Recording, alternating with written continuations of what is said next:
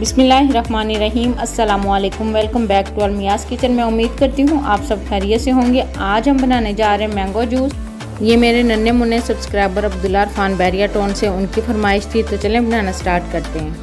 یہ میرے پاس مینگو، ان کا چھلکا اتار کے کیوب شیپ میں کاٹ لیں گے۔ سب سے پہلے جوسر کا جگ لیں گے، مینگو ڈالیں گے اس میں،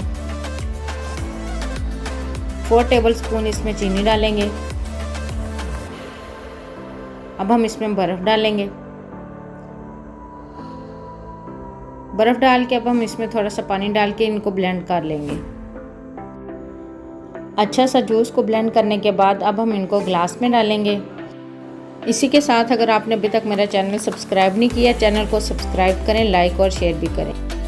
لیں جی، مزیدار ہمارا مینگو جوس بن کے تیار ہو چکا ہے۔ میں امید کرتی ہوں آپ کو میری ویڈیو ضرور پسند آئی ہوگی۔ مجھے اور میری ٹیم کو دعا میں ضرور یاد رکھیں۔ ملتے ہیں نیکسٹ ویڈیو میں، تب تک کے لیے اللہ حافظ۔